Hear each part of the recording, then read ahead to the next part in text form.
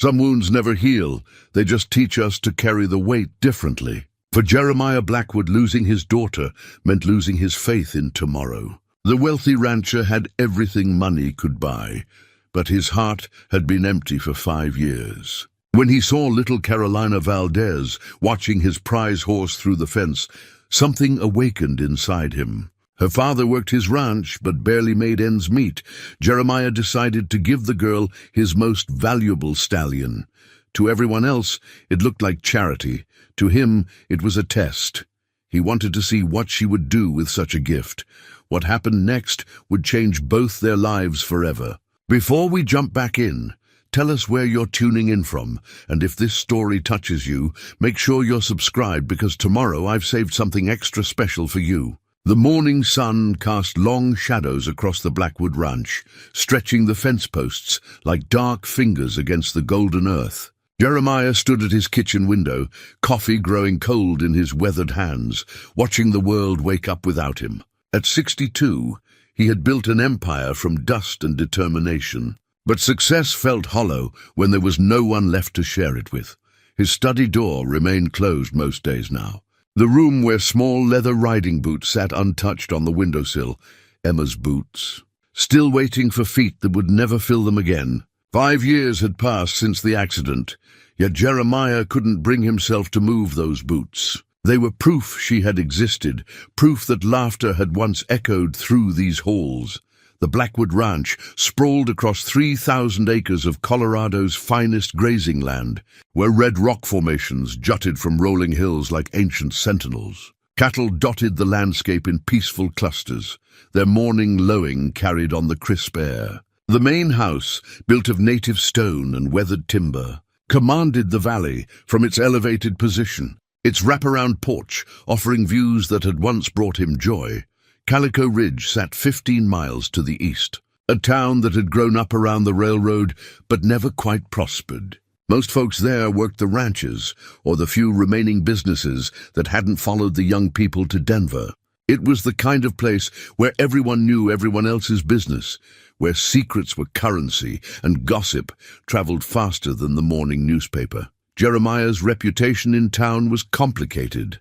Respected for his business acumen and feared for his gruff demeanor, he had become something of a legend, the man who could make or break a family's fortunes with a single decision. Since Emma's death, he had grown even more distant, conducting business with efficiency but little warmth. The townspeople whispered that grief had turned his heart to stone, but stone hearts don't ache at the sight of a child's wonder. Carolina Valdez was 8 years old, with dark eyes that held an old soul's wisdom and a quiet manner that spoke of a child who listened more than she spoke.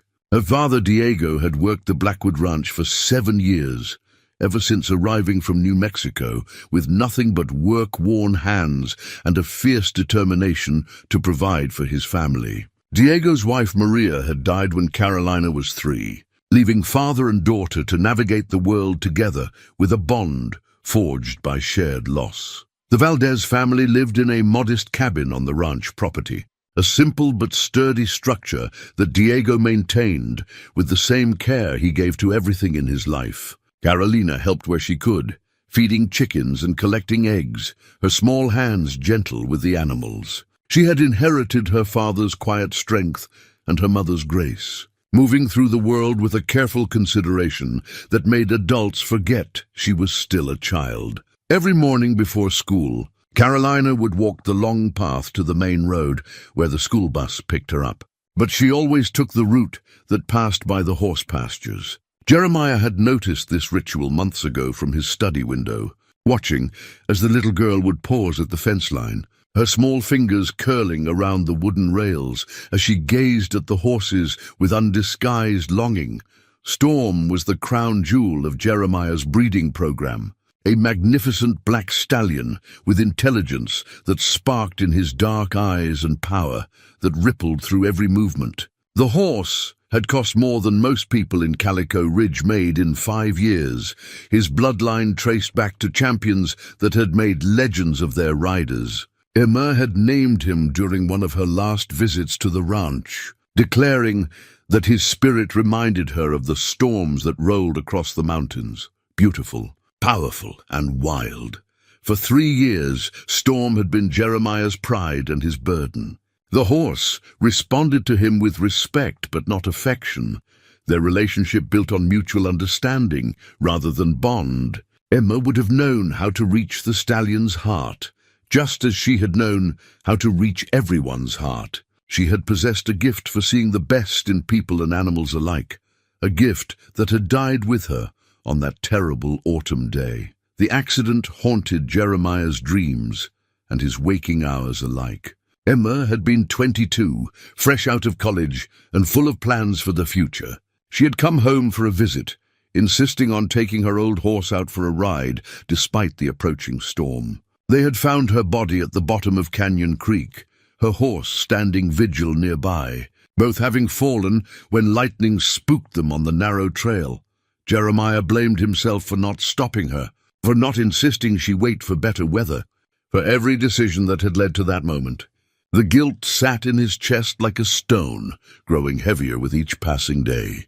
He had stopped riding, stopped visiting the parts of the ranch that held too many memories, stopped believing that tomorrow could be better than today. But watching Carolina, Valdez gazed at Storm through the fence. Rails stirred something in him that he thought had died with. Emma, the girl, possessed the same quiet intensity that Emma had shown around horses, the same respectful patience that marked a true horseman.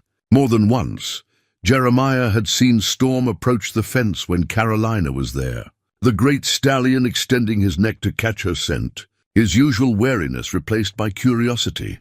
Diego Valdez was a man of few words but deep conviction. At 41, he had the sun-weathered skin of someone who worked outdoors and the calloused hands that spoke of honest labor. He took pride in his work, arriving before dawn and staying until every task was completed to his exacting standards. Jeremiah trusted him in ways he trusted few people, knowing that Diego's word was as solid as the mountains that ringed their valley. The morning routine on the ranch began before the sun cleared the eastern peaks. Diego would arrive at the main barn by 5:30, checking on the horses and cattle, ensuring that water troughs were full and hay was distributed. He moved with the quiet confidence of a man who understood animals, his presence calming even the most skittish horses. Carolina would sometimes accompany him during school breaks, her small shadow following his larger one as she absorbed lessons about responsibility and care.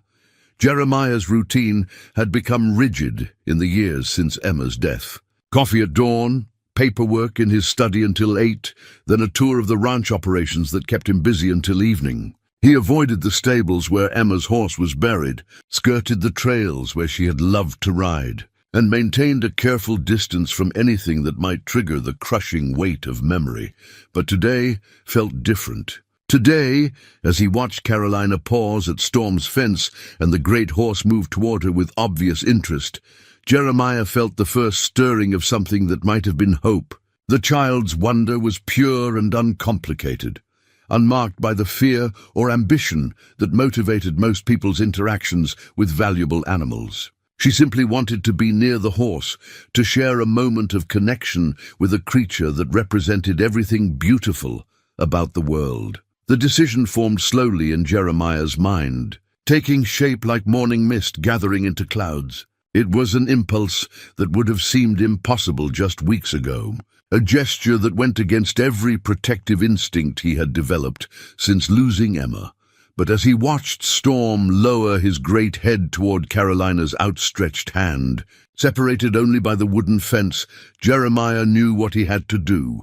He would give Storm to the child, not as charity, though the town would certainly see it that way, not as some grand gesture meant to buy forgiveness or attention. He would give Storm to Carolina because she looked at the horse the way Emma once had, with respect, wonder, and an understanding that transcended words. He would give Storm to her because some gifts were meant to be shared, some beauties were meant to be appreciated by hearts that could truly see them. The test wasn't whether Carolina deserved such a valuable gift. The test was whether Jeremiah could find the courage to trust again, to believe that good things could come from taking chances on people. The test was whether he could honor Emma's memory by passing on the capacity for joy that she had tried so hard to teach him. As the sun climbed higher and the ranch came alive with the sounds of morning work, Jeremiah made a decision that would change everything. He would give Storm to Carolina Valdez, and in doing so, he would take the first tentative step back toward the world of the living. The decision came to Jeremiah like a thunderclap on a clear day, sudden, undeniable, and somehow inevitable. He found himself walking toward the barn where Diego was checking the morning feed, his boots crunching on the frost-covered ground. In the tack room, hanging on a peg that hadn't been disturbed in years, was the worn leather halter that had belonged to Emma's horse. The sight of it stopped him cold, memories flooding back of teaching his daughter to lead her first pony. Her small hands learning to hold the rope with gentle firmness. The halter was more than just equipment.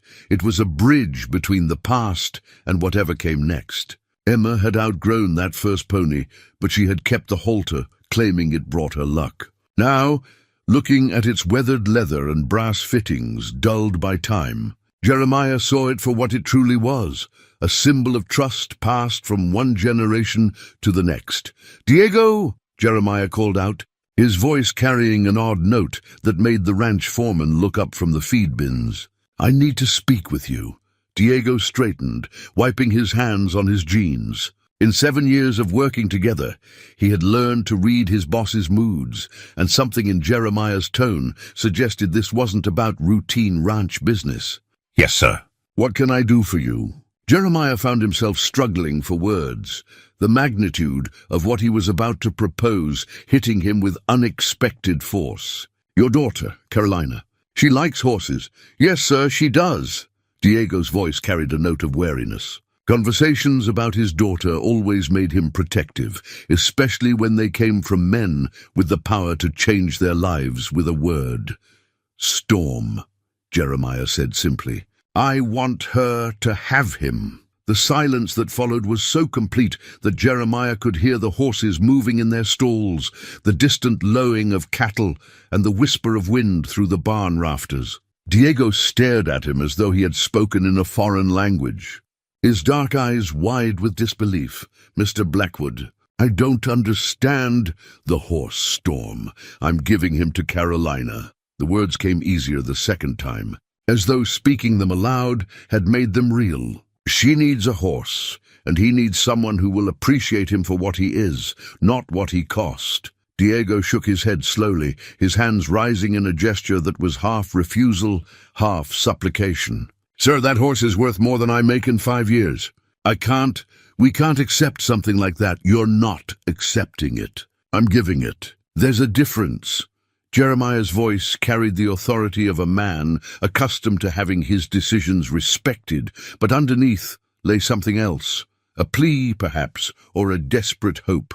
"That little girl looks at Storm the way—" He stopped, unable to finish the comparison that would reveal too much of his heart. "The way your Emma did," Diego said quietly, understanding dawning in his eyes. He had worked this ranch long enough to know the stories, to understand the weight of grief that his boss carried like a stone in his chest. Jeremiah nodded, grateful that Diego's insight spared him from having to explain what felt unexplainable. "Carolina has the gift. I've seen it when she watches him. Some people are born knowing how to speak with horses, and she's one of them. Mr. Blackwood, with respect, Storm isn't a child's horse. He's a stallion, and he's powerful. If something could happen crossing the street or falling out of a tree," Jeremiah interrupted. "That horse has never shown an ounce of meanness, and I've seen how he responds to your daughter. He gentles around her in ways he doesn't for anyone else." The truth of this was undeniable. Diego had noticed it too. The way Storm would calm when Carolina approached the fence, how his usual restless energy would settle into something approaching serenity. The horse seemed to recognize something in the child that spoke to his deeper nature. "What would I tell her?" Diego asked, his resistance crumbling in the face of Jeremiah's determination and his own growing realization of what this could mean for Carolina. Tell her the truth. That someone believes she's worthy of the finest horse in 3 counties. Jeremiah's voice softened. Tell her that gifts like this come with responsibility, and that Storm will teach her things no amount of money could buy. They walked together toward the house, where Carolina waited for the school bus, her small figure bundled in a coat too large for her frame. When she saw the 2 men approaching, her face lit up with the shy smile that had been winning hearts in Calico Ridge since she was old enough to walk. "Good morning, Mr. Blackwood," she said politely, her voice carrying the careful respect that Diego had taught her to show her elders. "Good morning, Carolina. I have something to discuss with you." Jeremiah knelt down so that he was at her eye level, a gesture that surprised Diego with its gentleness. "How would you feel about having a horse of your own?" The child's eyes went wide, and for a moment she simply stared at him as though he had offered her the moon. "A horse? My own horse. Not just any horse. Storm." Jeremiah watched her face carefully, seeing the exact moment when the magnitude of his offer penetrated her understanding. "Storm." Her voice was barely a whisper. "But he's the most beautiful horse in the world. Yes, he is. And I think he's been waiting for the right person to appreciate him. Someone who understands that horses aren't just animals to be owned, but partners to be respected." Carolina looked at her father, seeking permission and reassurance in equal measure. Diego's expression was complex, gratitude, worry, and wonder warring across his weathered features. "Papa?" she asked, the single word carrying a lifetime of dreams. "If Mr. Blackwood believes you're ready for such a responsibility, then perhaps you are," Diego said carefully. "But this would be the most important thing you've ever been trusted with. Are you prepared for that?" The child nodded solemnly, her young face taking on an expression of determination that reminded Jeremiah so powerfully of Emma that his chest tightened. "I would take care of him every day. I would make sure he was never lonely or scared. I know you would," Jeremiah said, standing and extending his hand to her. "Would you like to meet him properly?" The walk to Storm's paddock felt ceremonial, as though they were participating in something larger than the simple transfer of ownership. The great black stallion stood in the center of his enclosure, his head raised and ears pricked forward, as though he sensed the significance of the moment. When Carolina approached the fence, Storm moved toward her with deliberate purpose, his powerful strides covering the ground with fluid grace. He stopped just close enough for her to reach through the rails and touch his velvet muzzle. His dark eyes focused on her face with an intensity that spoke of recognition. "Hello, Storm," Carolina whispered, her small hand trembling as it made contact with the horse's warm breath. "I'm Carolina. I'm going to take care of you now." The stallion's response was immediate and unmistakable. He lowered his great head until it was level with hers, allowing her to stroke the white star that marked his forehead. A sound rumbled in his chest. Not quite a nicker, not quite a wicker, but something that conveyed contentment and acceptance. "He likes me," Carolina breathed, wonder clear in her voice. "More than that," Jeremiah said, his own voice thick with emotion he hadn't expected to feel. "He trusts you." As the school bus appeared on the distant road, Carolina reluctantly stepped back from the fence, her eyes never leaving Storm's face. "Will he still be here when I get home?" "He'll be here," Jeremiah promised. "And tomorrow we'll start teaching you everything you need to know about caring for him." The child practically floated to the bus, her joy so pure and radiant that it seemed to brighten the morning air around her. Diego and Jeremiah stood in comfortable silence, watching the yellow vehicle disappear over the hill with its precious cargo. "You know the whole town will be talking about this by noon," Diego said finally. "Let them talk," Jeremiah replied. "They'll say I've gone soft or that grief has addled my brain. And have you?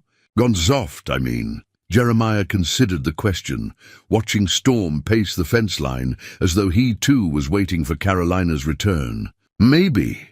Or maybe I've finally remembered what it feels like to do something because it's right, not because it's smart." The gift was given, the bridge was crossed, and there would be no going back. For the first time in 5 years, Jeremiah Blackwood had allowed hope to take root in his heart, and the feeling was both terrifying and wonderful. News traveled fast in Calico Ridge, faster than the morning wind that carried the scent of sage across the valley. By the time Carolina returned from school that afternoon, half the town knew that Jeremiah Blackwood had given his prize stallion to Diego Valdez's little girl. The other half would know by supper time, and by tomorrow morning, the story would have grown legs and traveled as far as the next county, at Murphy's General Store, where the old-timers gathered each morning to solve the world's problems over coffee and checkers. The conversation centered on nothing else. Some called it the act of a man touched by grief. Others whispered about tax write-offs and publicity stunts. But those who had known Jeremiah longest, who remembered, the man he had been before sorrow carved the warmth from his features, recognized. Something else entirely. That girl's got something special, said Frank Murphy, polishing glasses behind his worn wooden counter. Horses know things about people that we can't see. If Storm took to her like Diego says he did, then Jeremiah's not the fool some folks think he is. Carolina burst through the front door of her family's cabin like sunshine breaking through storm clouds, her backpack forgotten on the porch as she raced toward the paddock where Storm waited. The stallion stood at the fence as though he had been watching for her return, his dark ears pricked forward and his magnificent head held high. "Papa, is it really true?" she called to Diego, who was mending a section of fence nearby.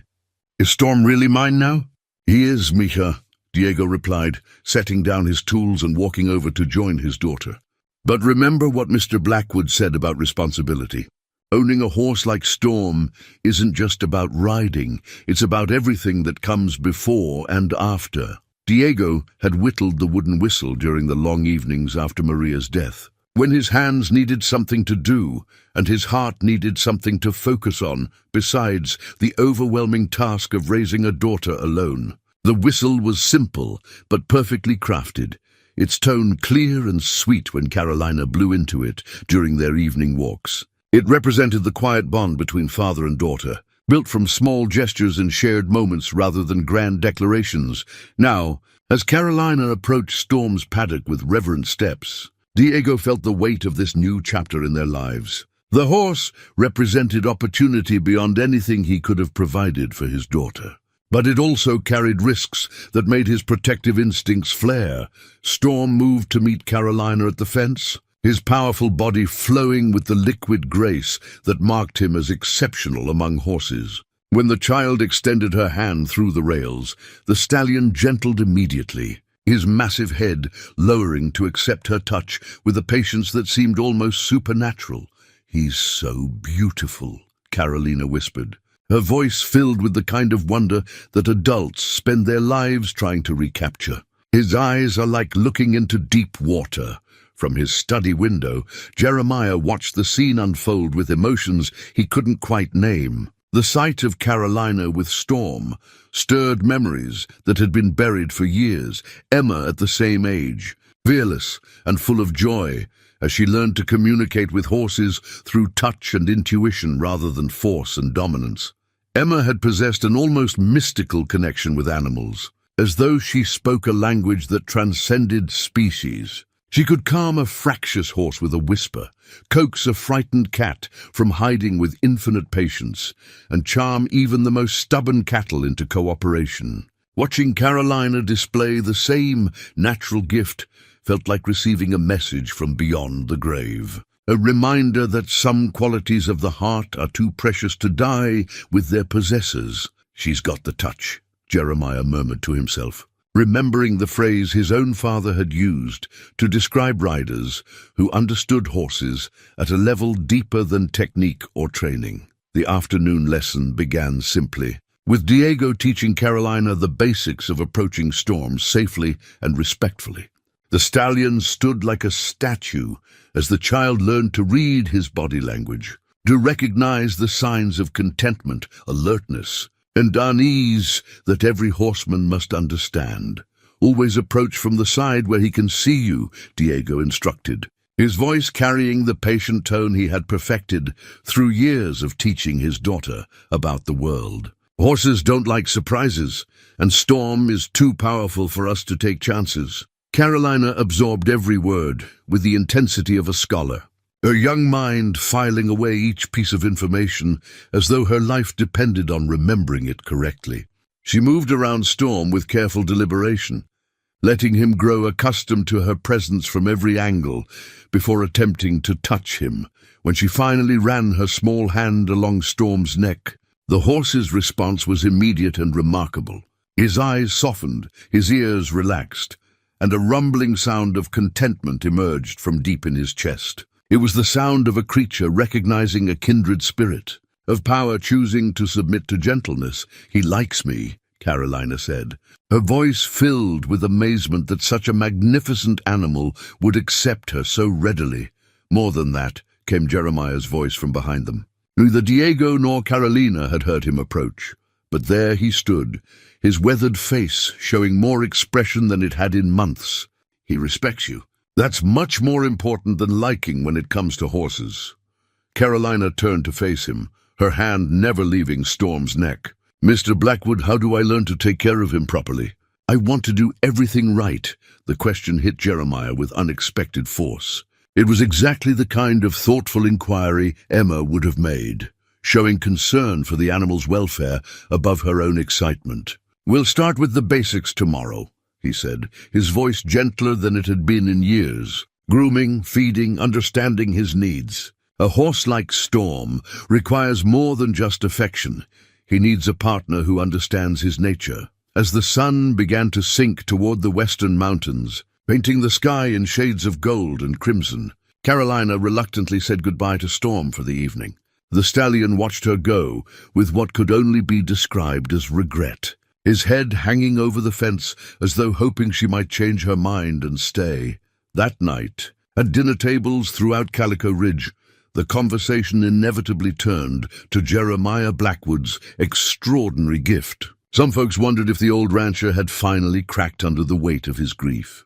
Others speculated about his motives, questioning whether such generosity came without strings attached. But in the small cabin where Diego and Carolina shared their simple evening meal, the talk was only of dreams coming true and the awesome responsibility that accompanied them. "Papa," Carolina said as Diego tucked her into bed, "do you think Mama would have liked Storm?" Diego paused in the doorway, his throat tight with emotion. "I think your mama would have loved seeing how happy he makes you, mija. And I think she would have been proud of how seriously you're taking this gift," as Carolina drifted off to sleep, her dreams filled with images of racing across open fields on Storm's powerful back. Diego sat on his small porch and marveled at the turns life could take. 6 months ago, he had been a simple ranch hand, doing his best to provide for his daughter. Tonight, Carolina owned the finest horse in the county, and their lives had changed in ways he was only beginning to understand. In the main house, Jeremiah stood once again at his study window, looking out at Storm's paddock, where the great horse stood silhouetted against the star-filled sky. For the first time in 5 years, the future held the possibility of something other than endless repetition of grief and regret. Change had come to the Blackwood Ranch, carried on the wings of a child's wonder and an old man's desperate hope for redemption.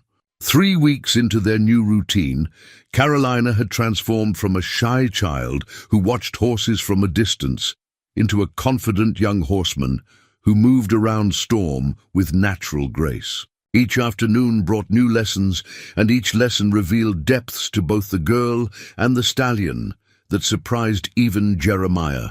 The silver locket had been Emma's most treasured possession, a gift from her mother on her 16th birthday. Inside, a tiny photograph showed Emma as a child, her arms wrapped around the neck of her first pony.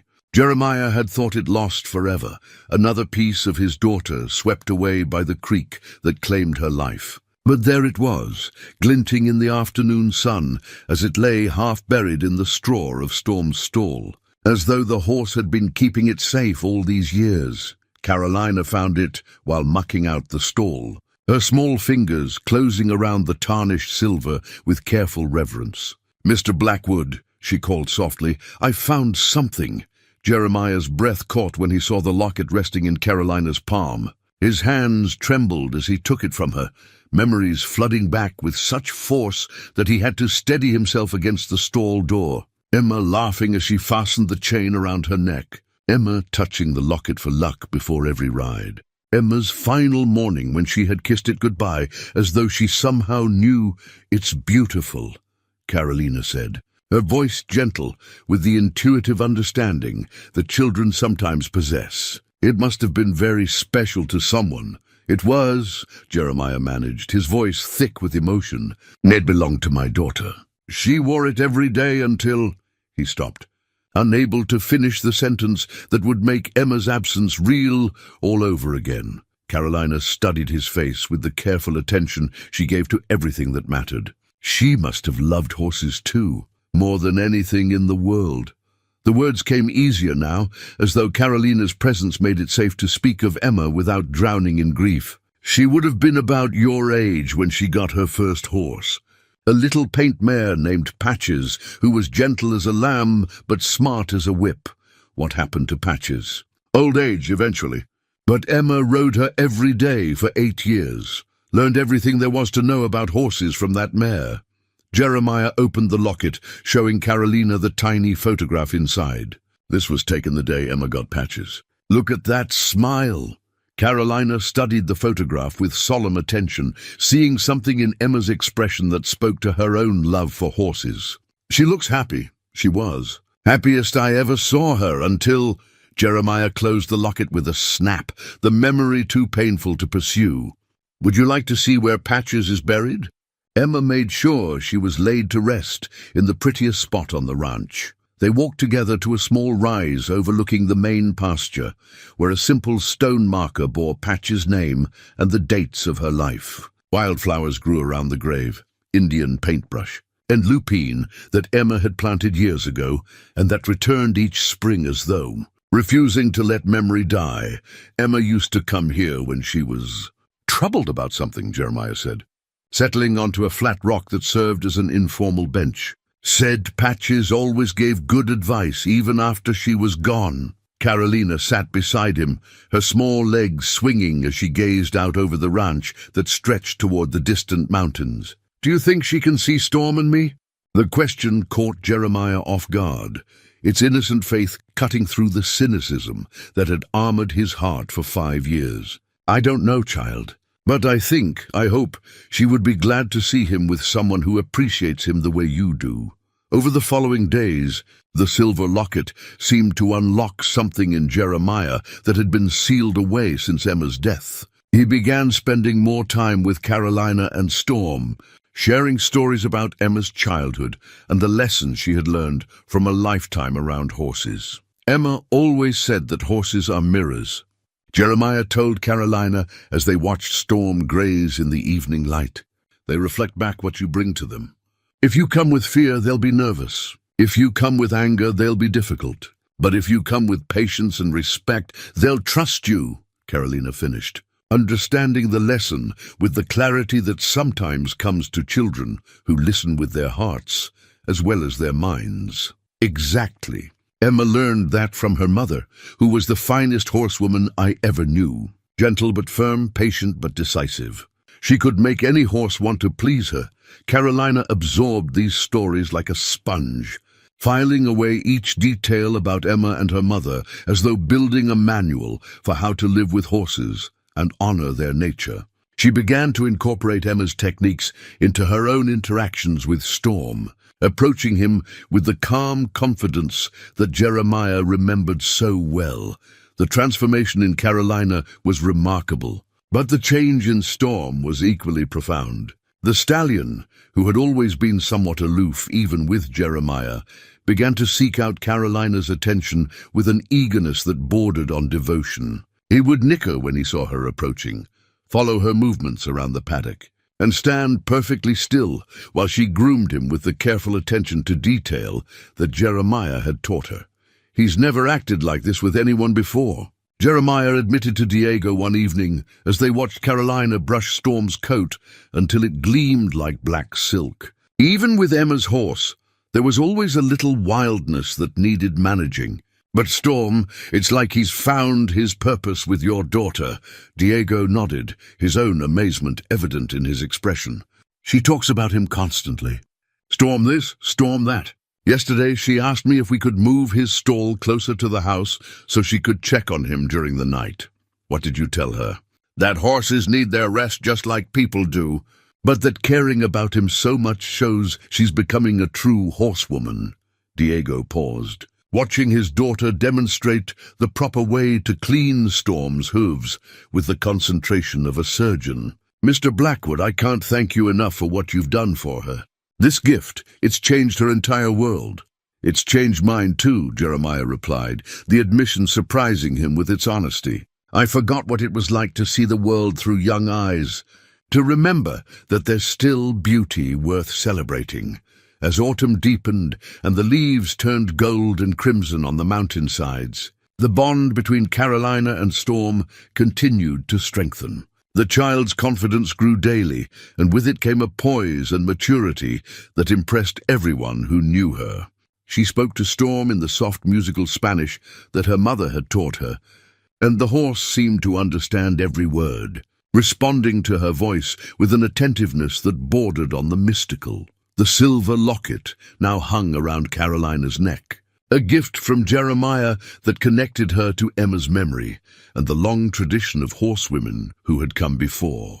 Wearing it seemed to give her access to some deeper knowledge about horses and their needs, as though Emma's spirit lived on in the lessons she continued to teach through Storm, and the memories Jeremiah finally felt brave enough to share. Winter was coming to Calico Ridge, but in the warm glow of the barn, where a little girl groomed her beloved stallion, while an old man remembered what it meant to hope, the season felt less like an ending and more like a beginning. Winter arrived early that year, blanketing the Blackwood Ranch in pristine snow that transformed the familiar landscape into something magical and new. Carolina had progressed from groundwork to her first tentative rides on Storm, and the stallion carried her with a gentleness that seemed to understand the precious nature of his burden.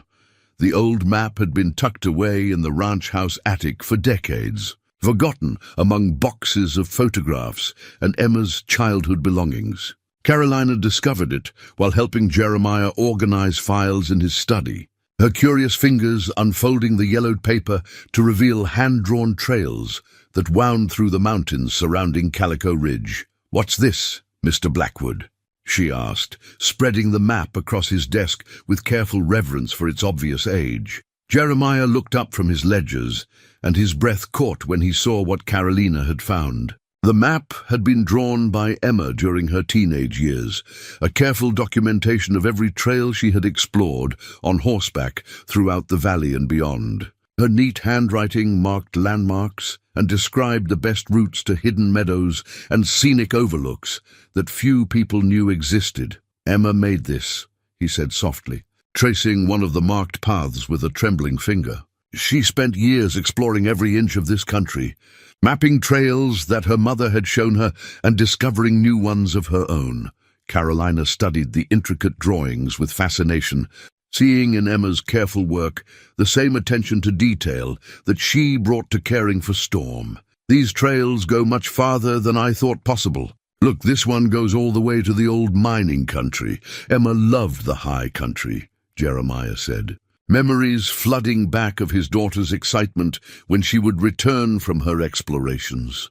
Full of stories about hidden valleys and ancient Indian paths, she said it made her feel closer to the people who came before us, to understand how they moved through this land. The map showed Carolina possibilities she had never imagined. Her rides with Storm had been limited to the areas immediately surrounding the ranch, safe terrain where Diego could keep her in sight and Jeremiah could monitor her progress. But Emma's map revealed a vast network of trails that extended deep into the wilderness, paths that promised adventure and discovery for those brave enough to follow them.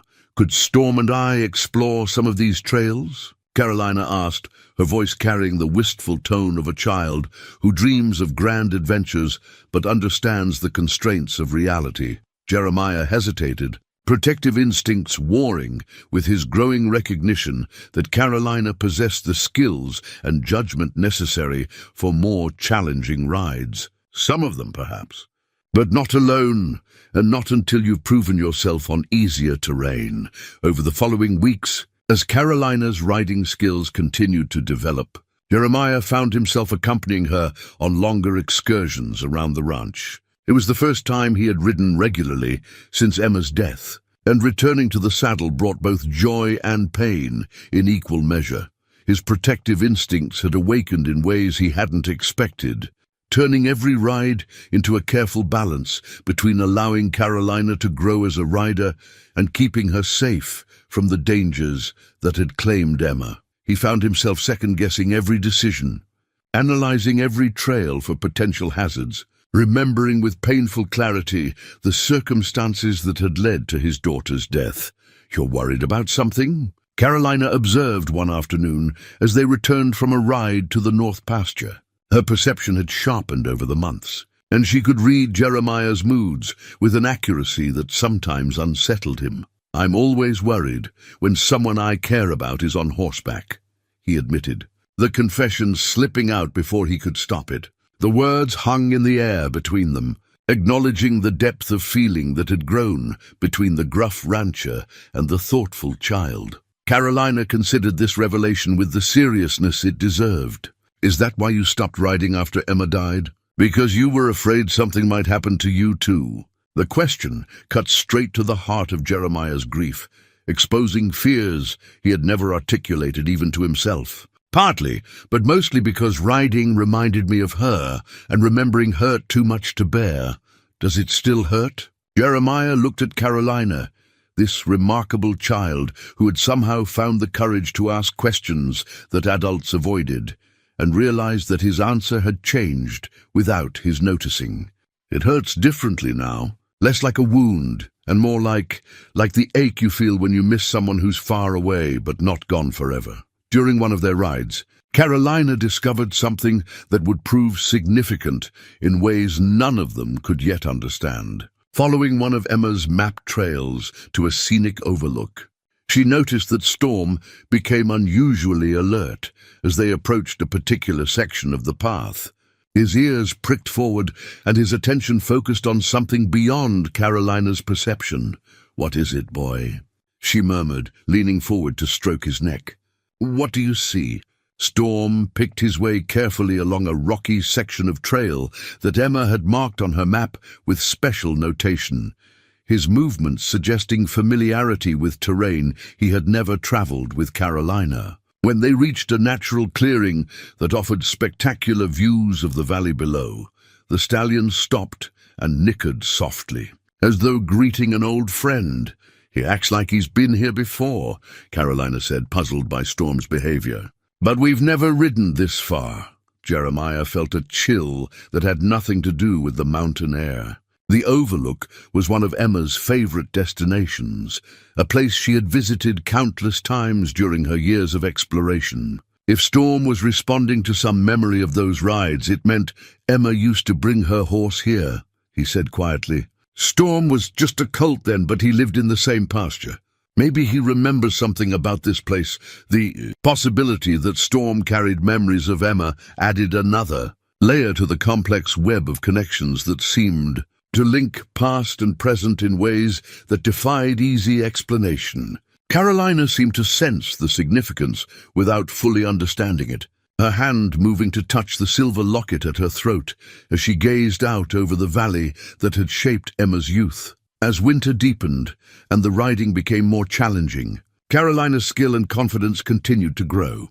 She learned to read weather patterns and trail conditions, to judge Storm's mood and energy level, to make the countless small decisions that marked the difference between a competent rider and a true horseman. But with each successful ride came the temptation to venture further, to explore the more distant trails that Emma had mapped with such loving care.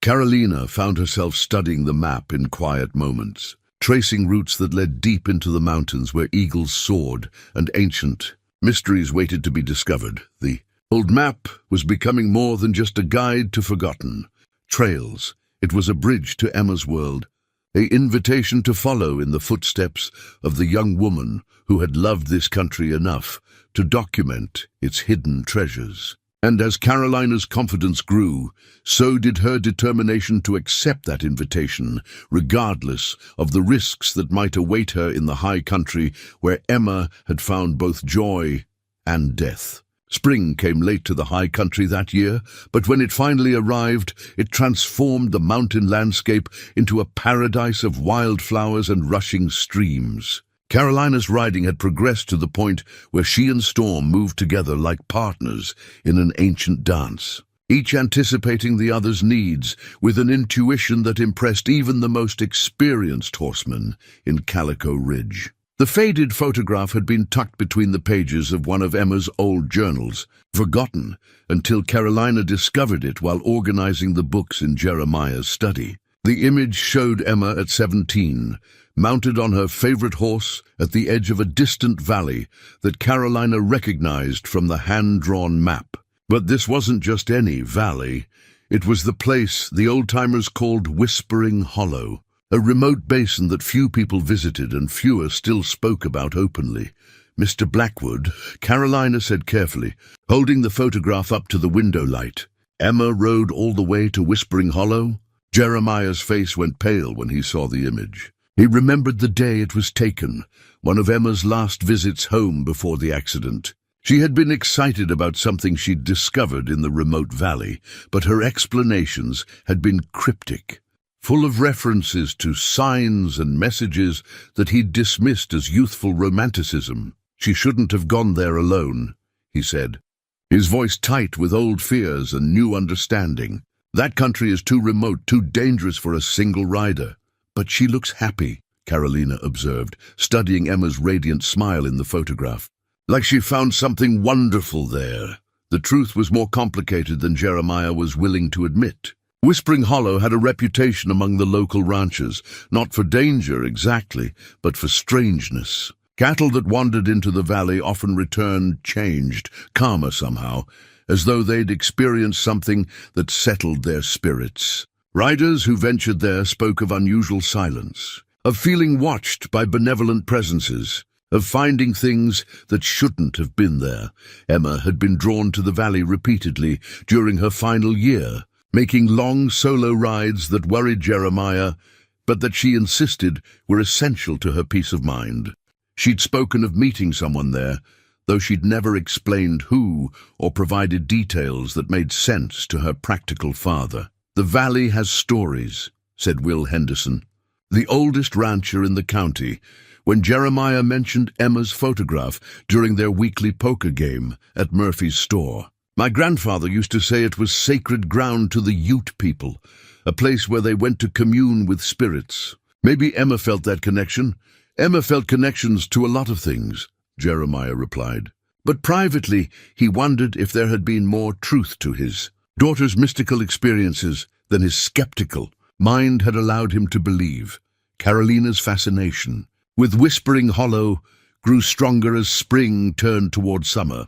She studied Emma's map obsessively, tracing the route that would take her and Storm to the mysterious valley. The trail was long and challenging, winding through high mountain passes that required skill and endurance from both horse and rider.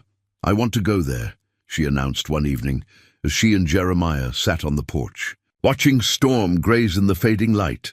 "Emma's map shows the way, and Storm is strong enough to make the journey." "Absolutely not," Jeremiah said, his voice carrying the finality of a man who had lost too much to take unnecessary risks. "That valley is 20 miles from the nearest road, across terrain that can turn deadly without warning. If something happened to you out there, something could happen anywhere," Carolina replied, unconsciously echoing the words Jeremiah had used months ago when convincing Diego to accept Storm as a gift. "Besides, Emma went there many times, and she was fine, until she wasn't," Jeremiah thought but didn't say. The circumstances of Emma's death had occurred on a different trail entirely. But the mountains were full of hazards that could claim the unwary or the unlucky. As Carolina's yearning to explore Whispering Hollow intensified, her relationship with the broader community of Calico Ridge continued to evolve. The townspeople had watched her transformation from shy child to confident young rider with a mixture of admiration and amazement. Parents pointed her out to their own children as an example of what dedication and hard work could accomplish. "That little girl has something special," observed Martha Collins, the town librarian, as she watched Carolina and Storm practice complex maneuvers in the arena behind the ranch house. "The way she sits a horse, the way he responds to her, it's like watching poetry in motion." Even Father Miguel, the elderly priest who served the small Catholic community that included Diego's family, had taken notice of Carolina's remarkable bond with Storm. "There is something holy about the relationship between a horse and rider who truly understand each other," he told Diego after Sunday Mass. "Your daughter has been blessed with a gift that goes beyond simple skill, but Carolina's growing confidence and independence also awakened fears in those who cared about her." Diego watched his daughter's fascination with Emma's distant adventures, with the protective concern of a father who understood how quickly childhood innocence could encounter adult dangers. "She's growing up too fast," he confided to Jeremiah one evening as they watched Carolina put Storm through his paces with professional competence. "Sometimes I look at her and see a young woman instead of the little girl who used to be afraid of her own shadow." Jeremiah nodded, recognizing the bittersweet nature of watching someone you love discover their capabilities and independence. Emma was the same way. One day she was content to ride the trails around the ranch, and the next she was planning expeditions to places I'd never heard of. "How did you handle it?" "Badly," Jeremiah admitted.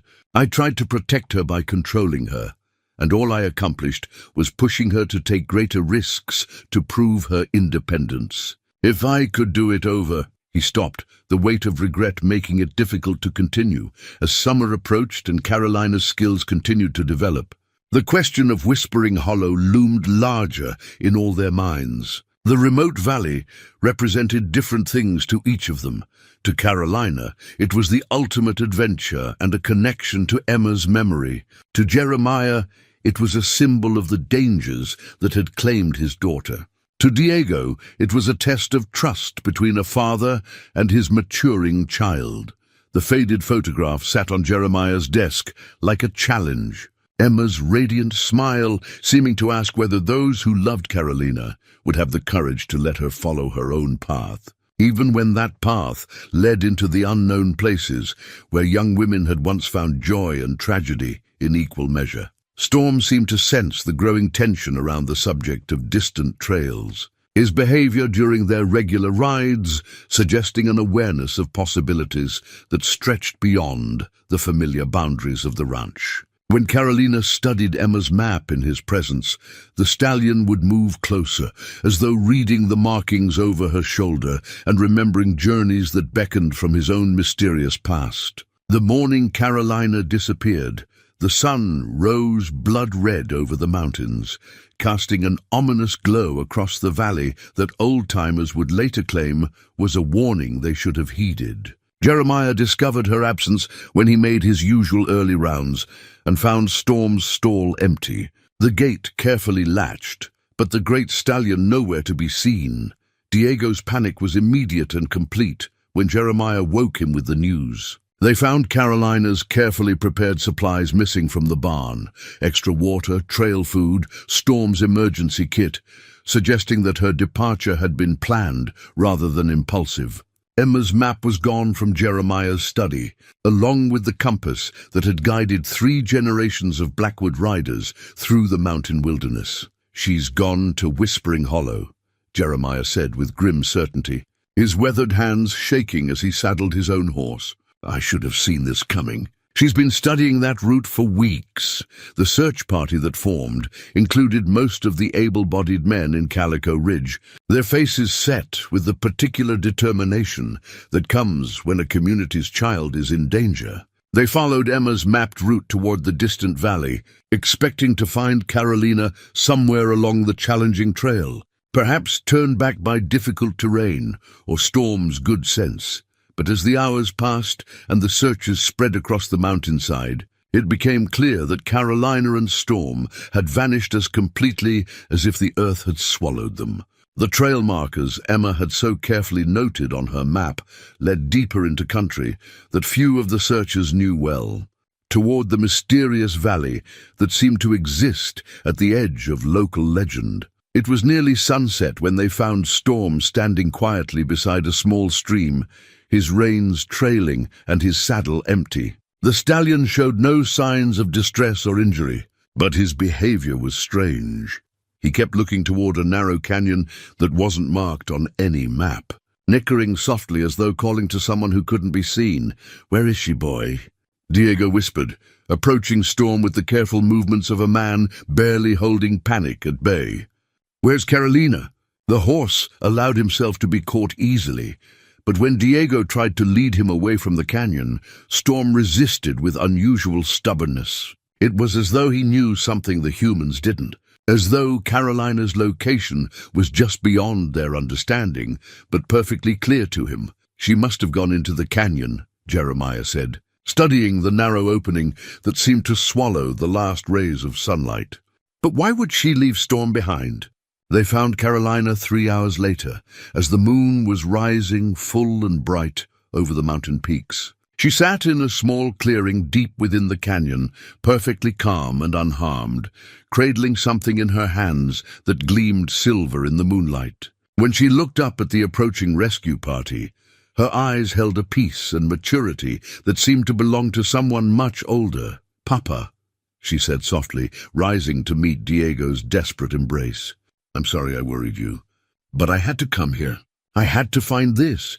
In her hands was a sealed letter, the paper yellowed with age, but the wax seal still intact. Written across the front in familiar handwriting were the words, "For Jeremiah, when the time is right."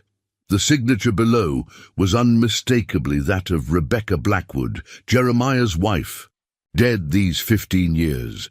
The silence that followed this revelation was broken only by the distant call of an owl and the soft whisper of wind through the canyon walls. Jeremiah stared at the letter as though it were a ghost made manifest, his face cycling through disbelief, recognition, and a grief so profound that it seemed to age him before their eyes. "Where did you find this?" he whispered, his voice barely audible above the mountain stillness. "There's a cabin," Carolina said, pointing deeper into the canyon where the shadows gathered thickest. "Hidden behind the trees, like it's been waiting for someone to discover it." This letter was on the table, along with other things, Emma's things. The cabin proved to be more than hidden. It was virtually invisible unless approached from exactly the right angle, built into a natural shelter formed by overhanging rocks and screened by ancient pines. Inside, preserved by the dry mountain air and protected from the elements, they found what amounted to a shrine to Rebecca Blackwood's memory. Emma's journal lay open on a rough wooden table, her final entries describing visits to the cabin and conversations with someone she referred to only as mother's friend. Beside the journal were personal items that Jeremiah recognized as belonging to his late wife: a silver bracelet, a pressed flower from her wedding bouquet, a small wooden cross that had belonged to her own mother. "Emma found this place during her last summer," Carolina explained, her young voice carrying the weight of discoveries that seemed too large for her years. "She wrote about meeting an old Ute woman who told her stories about your wife, about how she used to come here to think and pray when life became too difficult." Jeremiah's legs gave way, and he sank onto the cabin's single chair as the implications of Carolina's words washed over him. Rebecca had never spoken of this place, had never mentioned knowing anyone in the remote canyon, but looking at her personal belongings arranged with obvious care, he realized that his wife had kept secrets, not from deception, but from a desire to protect private spaces where grief and hope could coexist. "The woman told Emma that your wife came here after the miscarriages," Carolina continued, her voice gentle with the understanding that some stories require careful telling. She said, "Rebecca left this letter for you, along with instructions that it should only be given to you when someone pure of heart led you here." The letter itself proved to be the final piece of a puzzle that Jeremiah had never realized was incomplete. Rebecca's elegant script revealed the existence of the old Ute woman who had become her confidant and spiritual guide during the darkest periods of their marriage. When 3 lost pregnancies had nearly destroyed their hope of having children, "My beloved Jeremiah," the letter began, "if you are reading this, then someone has led you to the place where I found peace during our most difficult times. There are things I never told you about those lost years, not because I didn't trust you, but because some pain must be carried privately until it transforms into something else." The letter went on to describe Rebecca's friendship with the Ute elder, a woman named White Dove, who had helped her understand that some losses are preparation for greater gifts, that some sorrows open the heart in ways that happiness alone cannot achieve. Most importantly, the letter revealed that Emma's death had not been the random tragedy that Jeremiah believed it to be. "Our daughter died saving a life," Rebecca's letter continued. Her words written with the certainty of someone who had seen beyond the veil of ordinary understanding. "When the time comes for this truth to be revealed, you will understand that her sacrifice was not meaningless, but part of a larger purpose that we cannot see from our limited perspective." As the rescue party made their way back toward Calico Ridge in the moonlight, Carolina riding double with Diego, while Jeremiah led Storm with Rebecca's letter secured in his saddlebags. The weight of revelation settled over them like mountain mist. The truth about Emma's final day would have to wait for full understanding, but the knowledge that there was more to her death than random misfortune had already begun to shift the foundations of Jeremiah's grief. Behind them, the hidden canyon kept its secrets, but the sealed letter had been delivered at last, carried by the pure heart of a child who had somehow known that some gifts can only be received when the recipient is finally ready to bear their weight. The contents of Rebecca's letter proved to be only the beginning of revelations that would reshape everything Jeremiah thought he knew about his daughter's final days. Emma's journal, discovered alongside the letter in the hidden cabin, contained entries that painted a picture of purpose and sacrifice rather than tragic accident. June 15th, read one entry in Emma's careful handwriting. "White Dove says the dreams I've been having are messages, not nightmares. The family trapped in the old mining camp. She says they're real, that they need help before the winter storms make rescue impossible. I have to find a way to reach them." Jeremiah sat in his study, the journal open before him as dawn light crept across the valley. Each page revealed more of Emma's secret mission, her growing sense of urgency about helping people she'd never met but felt called to save. The family she'd written about, a young mother and 2 children, had apparently been stranded in an abandoned mining settlement. When their vehicle broke down during an early snowstorm, July 3rd, another entry read, "Found the camp today. The family's real. Maria Santos and her children, 8-year-old Miguel and baby Rosa. They've been living in one of the old mining shacks for 2 weeks, afraid to leave because Maria's husband said he would kill them if they ever ran away. They're terrified and running out of food. I promised to help them reach safety." The journal revealed a young woman of extraordinary courage and compassion, someone who had risked everything to save strangers who had nowhere else to turn. Emma had made multiple trips to the mining camp, bringing supplies and working to gain the family's trust while planning their escape to safety. July 20th, the entries continued. "Maria finally agreed to let me help them get to the women's shelter in Denver. White Dove says there's a storm coming, and if we don't leave soon, the trails will be impassable until spring. Tomorrow, we make our run for freedom." The final entry, dated the day before Emma's death, was brief but revealing. "The family is safe. Maria and the children are with the social workers, and her husband will never find them. But the storm caught us on the way back, and I had to make a choice. I chose to save them rather than myself. Papa will understand someday that some things are worth dying for. Jeremiah closed the journal with trembling hands, tears streaming down his weathered cheeks as the truth about Emma's sacrifice finally became clear. His daughter hadn't died in a senseless accident. She had died a hero, giving her life to ensure that 3 innocent people could escape violence and find safety. Carolina had been unusually quiet since their return from the canyon, spending long hours with Storm while processing the weight of what she had discovered. When Jeremiah found her in the stallion's paddock the morning after reading Emma's journal, she looked up at him with eyes that held new understanding of life's complexities. "You read it, didn't you?" she said softly.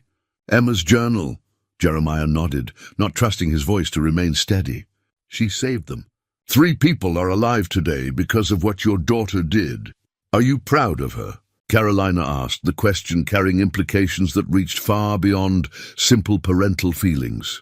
"Proud and heartbroken and amazed all at once," Jeremiah admitted. "I spent 5 years thinking she died for nothing, that her life was wasted in a moment of poor judgment. But she died for the most important reason imaginable, to protect innocent lives." The revelation about Emma's heroic death began to transform not only Jeremiah's understanding of his loss, but also the way the entire community of Calico Ridge remembered the young woman they had all loved. When word spread about the contents of Emma's journal, the story that emerged was one of selfless courage rather than tragic accident. "That girl always had the biggest heart in 3 counties, said Martha Collins when she heard the news. "It makes perfect sense that she would risk everything to save a family in need." Father Miguel offered to hold a special memorial service to honor Emma's sacrifice, and families throughout the valley volunteered to help locate the Santos family to let them know how their rescue had touched an entire community. The knowledge that Emma's death had saved 3 lives didn't diminish the grief of her loss, but it transformed that grief into something that felt more like noble sorrow than senseless tragedy. As the community prepared for Emma's memorial service, Jeremiah found himself experiencing emotions he hadn't felt since his daughter's death: pride in her choices, gratitude for her courage, and a growing sense that her legacy was meant to inspire rather than paralyze those who loved her. "I want to speak at the service," Carolina announced one evening as she helped Jeremiah prepare Storm's evening feed. "I want to tell people about what Emma taught me, even though I never met her." "What did she teach you?" Jeremiah asked, curious about how a young girl would interpret the complex lessons of Emma's brief but meaningful life. "That love isn't just about the people you know," Carolina replied with the simple wisdom that sometimes comes from mouths of children. "It's about being willing to help anyone who needs it, even if it costs you everything. Emma loved that family enough to die for them, and that's the most beautiful kind of love there is." The memorial service was scheduled for the following Sunday, to be held in the mountain meadow where Emma used to take her horses for their summer grazing. The entire community would gather to celebrate her life and acknowledge the truth about her heroic death, but more importantly, they would commit to carrying forward the spirit of compassion and sacrifice that had defined her final days. As the week progressed, preparations for the memorial took on the character of a celebration rather than a funeral. People shared stories about Emma's kindness, her love for animals, and her unwavering commitment to helping others. The young woman who had died 5 years ago began to emerge from the shadows of grief as a beacon of hope and inspiration. For everyone who had known her, Diego approached Jeremiah with an idea that seemed both simple and profound. "What if we created a foundation in Emma's name? Something to help families in crisis, to continue the work she died doing." The idea took root immediately, growing into plans for an organization that would provide emergency assistance to women and children fleeing domestic violence. Storm could be trained as a therapy horse, offering healing experiences to traumatized children who needed to learn that not all powerful beings were threats to be feared. Emma would love knowing that Storm was helping other children find peace, Jeremiah said, watching Carolina work with the stallion in the arena. She always believed that horses could heal hearts in ways that humans couldn't. As Sunday approached, the weight of anticipation settled over the Blackwood Ranch like morning mist. The memorial service would mark the end of 5 years of misdirected grief and the beginning of a new chapter in which Emma's death became a source of inspiration rather than despair. Carolina spent the days before the service writing her speech, carefully crafting words that would honor Emma's memory while inspiring others to follow her example of selfless love. Storm seemed to sense the significance of the approaching event, his behavior taking on a solemn dignity that suggested he understood his role in the ceremony. The night before the memorial, Jeremiah sat on his porch with Rebecca's letter in his hands, reading once again her predictions about Emma's purpose and the importance of understanding that some deaths are not endings, but transformations. The wisdom in his wife's words had proven prophetic, and he found himself grateful for the mysterious circumstances that had preserved her message until the time was right for him to receive it. Tomorrow would bring closure to the long chapter of grief and confusion that had defined the years since Emma's death. But more importantly, it would mark the beginning of a new story in which her sacrifice became the foundation for healing, hope, and continued service to others in need. As the stars emerged over the valley and the mountains settled into their nighttime silence, Jeremiah allowed himself to believe that Emma would be proud of what her death had accomplished and excited about what her memory would inspire in the years to come. The morning of Emma's memorial service dawned clear and bright, with the kind of crystalline mountain air that made every detail of the landscape stand out in sharp relief. Carolina had risen before dawn to prepare Storm for the ceremony, brushing his coat until it gleamed like black silk and braiding wildflowers into his mane with the careful attention of someone who understood the sacred nature of the day. The hand-woven blanket had been discovered folded carefully in the Santos family's abandoned shelter at the mining camp, left behind in their hasty escape but preserved by the dry mountain air. When the rescue workers had finally reached the remote location mentioned in Emma's journal, they found the simple woolen blanket that Emma had given to Maria Santos to keep her children warm during their terrifying ordeal. Now, as Carolina draped the blanket across Storm's back in preparation for the memorial ride, the artifact took on deeper meaning. The blanket represented Emma's generous spirit, her willingness to give whatever she had to ease the suffering of others. It had kept 2 frightened children warm during the darkest nights of their young lives, and today it would serve as a symbol of the warmth Emma had brought to everyone whose lives she touched. "She would have loved seeing you wear this," Jeremiah said softly, adjusting the blanket's position across Storm's powerful shoulders. Emma always said that the most beautiful things in life were made by hand with love. The memorial service was to begin with a ride from the ranch into the mountain meadow where Emma had spent so many happy hours with her horses. Carolina would lead the procession on Storm, followed by Jeremiah and Diego, with the rest of the community following on horseback or in vehicles that could navigate the mountain roads. As the participants gathered in the ranch yard, the significance of the moment settled over them like morning mist. This was more than a memorial service. It was a transformation of grief into purpose, of tragedy into inspiration. The people of Calico Ridge had come together not just to mourn Emma's death, but to celebrate the life she had lived and the legacy she had left behind. Storm stood with unusual stillness as Carolina mounted, his great head held high and his ears pricked forward as though he could sense the importance of his role in the ceremony. The stallion had always been magnificent, but today he seemed to embody something beyond mere physical beauty. He carried himself with the dignity of a creature who understood that he was serving a purpose larger than himself. "Are you ready, boy?" Carolina whispered, leaning forward to stroke his neck. "We're going to show everyone how much Emma meant to all of us." The procession began slowly, with Carolina and Storm setting a pace that allowed the emotions of the moment to settle naturally over the gathered community. As they rode through the familiar landscape that Emma had loved so deeply, stories began to emerge from the riders, memories of her kindness, her laughter, her unwavering commitment to helping anyone in need. Mrs. Henderson remembered the time Emma had spent an entire weekend caring for her sick cattle, refusing any payment beyond a home-cooked meal.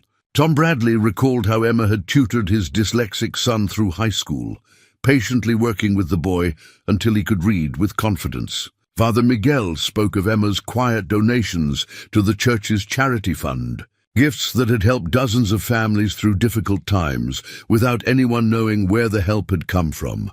With each story, the picture of Emma that emerged was not of a young woman who had died tragically, but of someone who had lived purposefully, touching every life she encountered with grace and generosity. The revelation about her heroic death didn't change who she had been.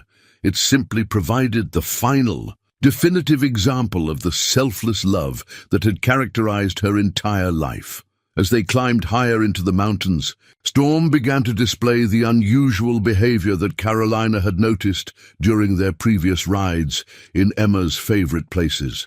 The stallion moved with increasing confidence, his step sure and his direction certain, as though he were following a familiar path that existed in his memory rather than on any map. "He knows where we're going," Carolina said with wonder, feeling Storm's pace quicken as they approached the meadow where Emma used to bring her horses for summer grazing. "It's like he's been waiting for this day as long as we have." When they finally reached the mountain meadow, Storm stopped at the exact center of the open space and stood perfectly still, his head raised toward the sky as though listening to something only he could hear. The rest of the procession gathered in a circle around them, creating a natural amphitheater where the memorial service would take place. The meadow itself seemed to remember Emma's presence. Wildflowers bloomed in impossible profusion, their colors more vivid than seemed natural.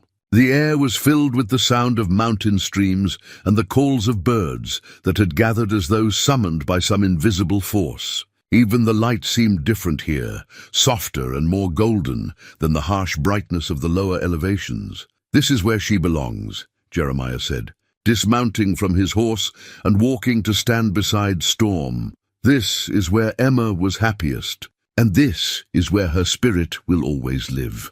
As the community prepared for the formal ceremony that would honor Emma's memory and dedicate themselves to continuing her work, Carolina felt a profound sense of completion. The journey that had begun with Jeremiah's gift of Storm had led them all to this moment of understanding, where grief transformed into gratitude and loss became the foundation for renewed purpose. The memorial service proper began with Father Miguel, offering a prayer that seemed to lift naturally into the mountain air, his words carrying the weight of a community's shared grief and newfound understanding. But it was Carolina's speech that would remain in everyone's memory long after the wildflowers had faded and the seasons had turned. Standing beside Storm, with Emma's hand-woven blanket draped across the stallion's back, Carolina began with the simple stone marker she had crafted the night before, a smooth river rock on which she had painted Emma's name surrounded by images of horses and mountains. The marker was modest in size but profound in meaning, representing the permanence of memory and the enduring nature of love. "I never met Emma," Carolina began, her young voice carrying clearly across the meadow. "But she's been my teacher every day since Mr. Blackwood gave me Storm. Through her horse, through her trails, through the stories everyone has shared. I've learned what it means to live with purpose." The crowd gathered in the natural amphitheater of the mountain meadow, listened with rapt attention as Carolina spoke about the lessons she had learned from Emma's example. She talked about the courage it takes to help strangers, about the importance of using whatever gifts you have to make the world better, and about the way love multiplies when it's shared without expectation of return. "Emma saved 3 lives when she died," Carolina continued, placing her small hand on Storm's neck for comfort and strength. "But really, she saved more than that. She saved Maria Santos and her children, yes, but she also saved everyone who has been inspired by her story. She saved me by showing me what it means to be brave. She saved Mr. Blackwood by teaching him that grief can become love if we let it. Jeremiah felt tears streaming down his face as Carolina's words penetrated the last barriers around his heart.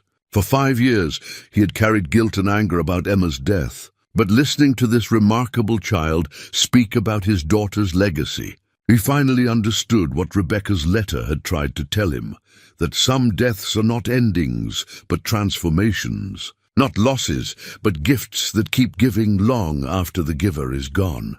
When Carolina finished speaking, she placed the simple stone marker at the base of an ancient pine tree that stood at the meadow's edge. The tree had been Emma's favorite resting spot during her rides, a place where she would dismount and sit in its shade while her horse grazed nearby. Now it would serve as a permanent memorial, marked by Carolina's humble but heartfelt tribute. The ceremony continued with other speakers, each adding their own memories and commitments to honor Emma's legacy. Diego spoke about the foundation they would establish to help families escape domestic violence, using Emma's story as inspiration for others to act when they encountered people in need. Martha Collins announced that the library would create a reading program for children who had experienced trauma, recognizing Emma's belief that books could heal hearts as surely as medicine could heal bodies. But it was Jeremiah's speech that brought the morning's emotions to their crescendo. The man who had barely spoken in public for 5 years stood before his community with steady voice and clear eyes, finally ready to share the truth about his daughter and his own journey back from the depths of despair. "Emma died saving 3 lives," he began, his words echoing across the mountain meadow with the authority of absolute truth. "But she lived saving many more. Every act of kindness, every moment of compassion, every choice to help rather than ignore. These were the real miracles of her life, and they didn't end with her death." Jeremiah went on to talk about the lessons he had learned from Carolina's pure heart and generous spirit, how watching her bond with Storm had reminded him that love was meant to be shared, not hoarded. He spoke about Rebecca's letter and the wisdom it contained, about finding purpose in pain, about allowing loss to teach rather than destroy. "Today we establish the Emma Blackwood Foundation," he announced, his voice growing stronger with each word. "We commit ourselves to continuing her work of protecting the vulnerable and helping those who cannot help themselves. But more than that, we promise to live the way she lived, with open hearts and hands ready to serve." As the formal ceremony concluded, something extraordinary happened. Storm, who had stood quietly throughout the service, suddenly lifted his magnificent head and released a sound that was part whinny, part call, and part song. The sound echoed across the meadow and into the surrounding peaks, as though the stallion were announcing Emma's presence to the mountains she had loved. In that moment, everyone present felt something shift in the very air around them. The weight of grief that had hung over the community for 5 years seemed to lift, replaced by a lightness that spoke of peace, finally found, and purpose, finally understood. Emma's death had been transformed from tragedy into triumph, her memory from source of sorrow into wellspring of inspiration. The simple stone marker Carolina had placed beneath the pine tree would weather many seasons, but the true memorial to Emma Blackwood would be found in the lives touched by her story and the hearts opened by her example of selfless love. 6 months after the memorial service, the Blackwood Ranch had transformed into something Emma herself could never have imagined, but would have embraced with her whole heart. The new ranch sign that greeted visitors at the main gate bore both her name and Carolina's, honoring the past while embracing the future. Blackwood Valdez Ranch, home of the Emma Foundation for families in need. The sign represented more than a simple name change. It symbolized the formal adoption of Carolina and Diego into Jeremiah's family, a legal arrangement that had surprised no one who knew them, but had moved the entire community. The paperwork had been completed on a crisp October morning, with Judge Harrison presiding over a ceremony that felt more like a celebration than a legal proceeding. Diego was now a full partner in the ranch operation, his name on deeds and bank accounts that represented not just shared ownership, but shared responsibility for continuing Emma's work. Carolina had become the heir to everything Jeremiah had built. But more importantly, she had become the guardian of Emma's legacy. At 10 years old, she carried herself with the quiet confidence of someone who understood the weight of her inheritance. Not just the land and livestock, but the responsibility to use those resources in service of others who needed help. The Emma Blackwood Foundation had grown beyond anyone's expectations. Funded by donations from across the state and operated by volunteers who had been inspired by the story of a young woman's ultimate sacrifice. The foundation's headquarters occupied the renovated barn that had once stored hay and equipment, now transformed into offices where social workers, counselors, and volunteers coordinated efforts to help families escape domestic violence and rebuild their lives. The statistics were impressive, but told only part of the story. In 6 months, the foundation had helped 23 families escape dangerous situations, providing them with safe transportation, temporary housing, legal assistance, and the financial support needed to start over.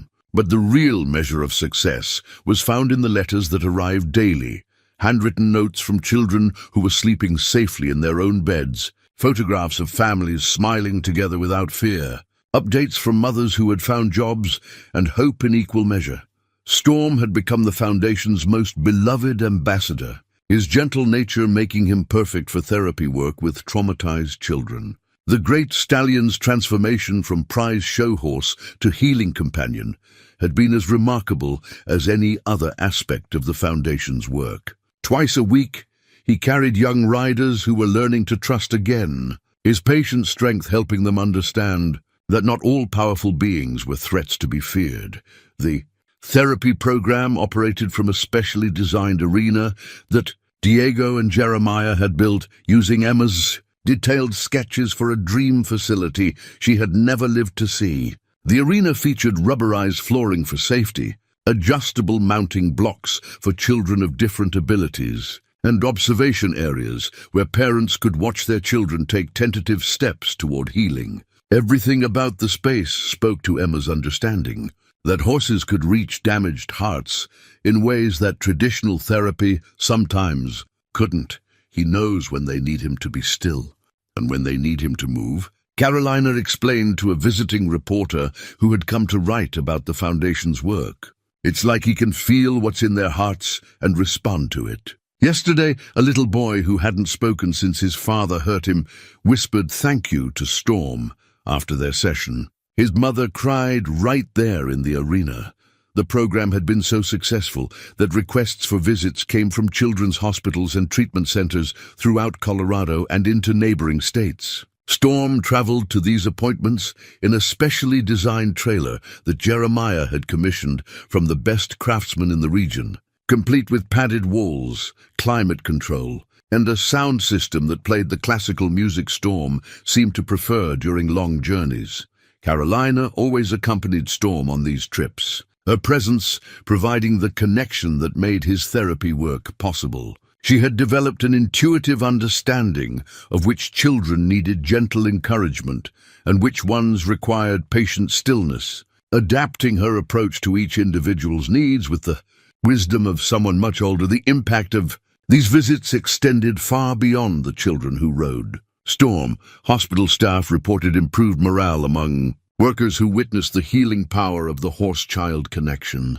Parents found hope in watching their traumatized children respond to Storm's gentle presence. Other therapy programs began incorporating horses into their treatment protocols. Inspired by the success of Emma's foundation, Jeremiah watched these developments with amazement and pride, marveling at how the gift he had given to test a little girl's character had evolved into something that touched hundreds of lives. The man who had once measured success in cattle, sold and land acquired now found his greatest satisfaction in the impact reports that tracked the Foundation's growing influence. She would be so proud, he said one evening as he and Carolina sat on the porch, watching Storm graze in the pasture where this entire journey had begun. Emma always dreamed of making a difference in the world, but I don't think even she could have imagined how far her influence would reach. The porch conversations had become a treasured ritual, a time when the day's work was set aside and the deeper meanings of their shared mission could be explored. Jeremiah had rediscovered his capacity for wonder through Carolina's eyes, while she had gained the perspective that comes from understanding how individual actions can create waves of change that ripple across generations. Carolina, now 10 years old and wise beyond her years, had grown into the kind of young woman Emma herself might have become. Her bond with Storm remained as strong as ever, but it had evolved into something deeper than simple companionship. They had become partners in healing, working together to help others find the same peace and purpose that had transformed their own lives. The ranch itself buzzed with new activity as the Foundation's work expanded into areas none of them had anticipated. The old bunkhouse had been converted into offices where social workers and counselors met with families in crisis. But it also housed a small library where children could find books that helped them process their experiences. A computer lab allowed teenagers to complete their education despite disrupted living situations, while a workshop space taught practical skills that would help families achieve financial independence. A new therapy arena had been built specifically for Storm's work with children, designed with safety features that allowed even the most frightened youngsters to interact with the great stallion without fear. But the arena served other purposes too, riding lessons for local children whose families couldn't afford such opportunities elsewhere, training sessions for other therapy horses that were joining the program, and community gatherings that celebrated the healing power of human-animal connections. Diego had embraced his new role as ranch manager and foundation coordinator with the same quiet competence he brought to everything in his life. His partnership with Jeremiah had deepened into genuine friendship, built on shared love for Carolina and mutual commitment to honoring Emma's memory through meaningful action. The two men complemented each other perfectly. Jeremiah's business acumen and community connections, balanced by Diego's practical wisdom and deep understanding of the families they served. The transformation hadn't been without challenges. Managing a working ranch while operating a growing foundation required skills none of them had possessed 6 months earlier. There had been steep learning curves around non-profit regulations, insurance requirements, and the complex logistics of coordinating therapy visits across multiple states. But each obstacle had been overcome through determination and the support of a community that believed in Emma's mission. The Santos family had been located and invited to the ranch for a private ceremony, acknowledging Emma's sacrifice on their behalf. The reunion had been arranged through careful coordination with victim advocates, who ensured that the family's new identity and location remained protected. Maria Santos, now safely remarried and living in California under a new name, had brought her children, Miguel, now 13, and Rosa, 8, to meet the people whose daughter had died to save their lives. "I think about her every day," Maria had told Jeremiah, tears streaming down her face as she stood in the meadow where Emma's memorial service had taken place. "My children are alive because of what your daughter did, and we will never forget that gift. Miguel wants to become a police officer so he can protect other families the way Emma protected us." Rosa draws pictures of horses every day and says she wants to help children like Emma did. The visit had provided closure for everyone involved, but it had also opened new possibilities. Miguel had expressed interest in interning with the foundation when he was old enough, bringing the unique perspective of someone who had been saved by Emma's sacrifice. Rosa Santos and Carolina had become pen pals. Sharing stories about their lives and their horses, Rosa had learned to ride at a therapeutic ranch near her new home. Inspired by the story of Emma's courage and Carolina's example, the connection between the two girls represented the continuing power of Emma's legacy to create bonds across distance and circumstance. Their correspondence had grown into a friendship that transcended the tragic circumstances that had brought their families together, proof that healing could emerge from even the deepest wounds. Other success stories continued to emerge as the months passed. A teenage boy who had witnessed his mother's abuse began volunteering at the ranch, finding purpose in helping younger children who had experienced similar trauma. A woman who had fled an abusive marriage with nothing but the clothes on her back returned a year later to donate her first paycheck from her new job, insisting that the foundation had given her the hope she needed to rebuild her life.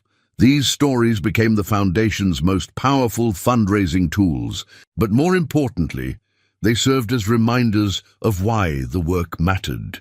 Each success represented not just one family helped, but a cycle of violence broken and a legacy of healing established for future generations.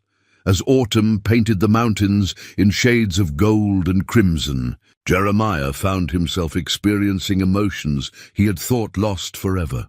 Hope had returned to his life, carried on the wings of a child's pure heart and a horse's gentle strength. The future stretched ahead, not as an endless repetition of grief, but as a series of opportunities to honor Emma's memory through service to others. The seasonal changes had taken on new meaning since Emma's memorial service. Spring brought new foals to the ranch and new families to the foundation's programs. Summer meant therapy visits to camps for disadvantaged children and horseback riding lessons for kids who had never imagined such opportunities. Autumn brought harvest festivals where the community gathered to celebrate another year of growth and healing. Winter provided time for reflection and planning, for deepening relationships and dreaming about expanded programs. On quiet evenings, when the ranch work was done and the foundation's business had been set aside for the day, Jeremiah would sit on his porch with Rebecca's letter in his hands, reading again her prophecy about Emma's purpose and the importance of understanding that some deaths open doors rather than close them. The letter had been framed and now hung in the foundation's main office, inspiring everyone who read it to look beyond immediate grief toward the larger purposes that tragedy could serve. The letter had proven prophetic in ways that even Rebecca's spiritual wisdom could not have foreseen. Emma's death had indeed opened doors to healing, to service, to love that multiplied rather than diminished when shared with others in need. But more than that, it had opened hearts that had been closed by fear, minds that had been narrowed by prejudice, and communities that had been divided by indifference. Carolina would often join him during these quiet moments, Storm grazing nearby as the stars emerged over the valley. Together, they would plan the foundation's future projects, dream about the lives they might touch, and remember the young woman whose sacrifice had made it all possible. These conversations ranged from practical matters, how to expand the therapy program, where to build new facilities, which communities most needed their services, to deeper questions about the nature of legacy and the responsibility that comes with being entrusted with someone else's dreams. "Do you think she knows?" Carolina asked one evening as they watched shooting stars streak across the mountain sky. "Do you think Emma can see what we've done with her story?" "I think she knows," Jeremiah replied, his voice filled with the peace that comes from understanding that love never truly dies. It simply changes form and continues to touch the world in ways both seen and unseen. And I think she's proud that her sacrifice created something bigger than any of us could have imagined alone. The conversation continued, as it often did on these evenings, with Carolina asking the kind of profound questions that only children dare voice, and Jeremiah finding answers he hadn't known he possessed. They talked about the difference between tragedy and triumph, about how pain could be transformed into purpose, about the mysterious ways that individual choices could ripple across time and space to touch lives that would never know their origins. The Blackwood Valdez Ranch had become a beacon, of hope in a world that often seemed short on heroes. Proof that one person's courage could inspire others to acts of kindness that rippled across generations. Visitors came from around the country to see what had been built from the ashes of tragedy, many of them leaving with commitments to start similar programs in their own communities.